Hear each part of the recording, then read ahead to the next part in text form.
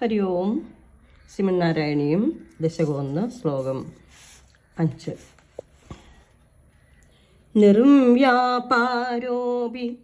നിഷ്കാരണമജഭജസേ യത്ക്രിയാമീക്ഷണാഖ്യാം തേനൈവോദേതി ലീനാ പ്രകൃതി അസതി കൽപ്പാപി കൽപ്പാദികാലേ തസ്യാ സംശുദ്ധമംശം കമപി തമതിരോധായകം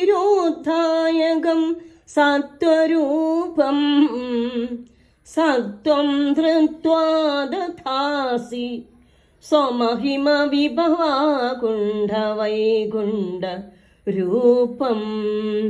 ശ്രീഹരേ നമഃ. അജ അല്ലയോ നാശമില്ലാത്തവനെ, നിർവ്യാപാര അഭി അങ്ങ് സ്വതവേ ഒരു ചേഷ്ടയുമില്ലാതാവുന്നെങ്കിലും നിഷ്കാരണം ഒരു കാരണവും കൂടാതെ ഈക്ഷണാഖ്യാം ക്രിയാം ഈക്ഷണം എന്ന ഒരു ചേഷ്ടയെ കൈക്കൊള്ളുന്നു എന്നത് ഭജസേ യത്തേനേവ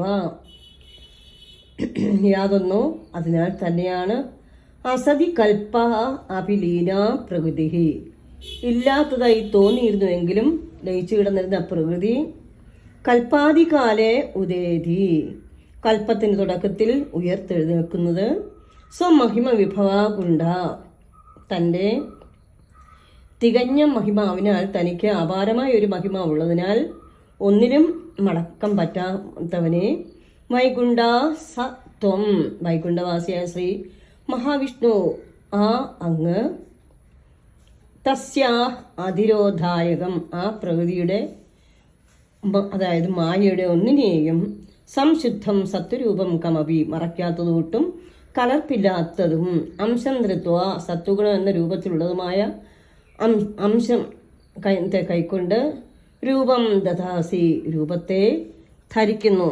സർവേശ്വരനായ മഹാവിഷ്ണു അവിടുത്തെ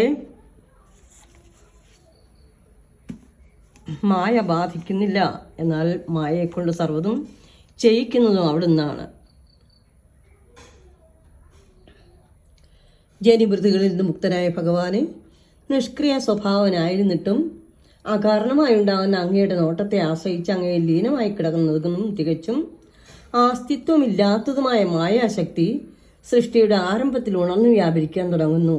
ഹേ വൈകുണ്ഠവാസിനി, അങ്ങയുടെ പ്രഭാവശാന്തിയാൽ പ്രവർത്തിക്കുന്ന മായയിൽ നിന്ന് ജ്ഞാനകർമ്മങ്ങളെ പ്രതിരോധിക്കാൻ കരുത്തില്ലാത്തതും പറഞ്ഞറിയിക്കാൻ വയ്യാത്ത രീതിയിൽ പരിശുദ്ധവുമായ സത്വഗുണത്തിന്റെ അംശത്തെ സ്വീകരിച്ചുകൊണ്ട് അങ്ങതിനെ സ്വന്തം രൂപമാക്കി മാറ്റുന്നു. ശ്രീ ഹരേ നമഃ.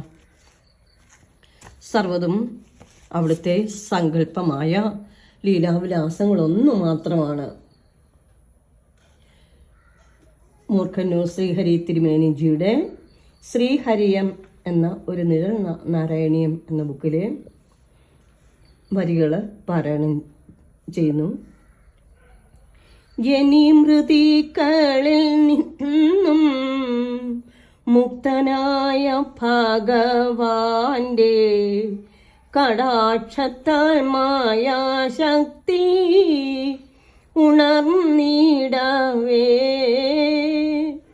പരിശുദ്ധമായി സത്വഗുണാംശത്തെ സ്വീകരിച്ചു സ്വന്തം രൂപമാക്കി ദേവൻ കളിയാടുന്നു. ശ്രീ ഹരേ നമഃ.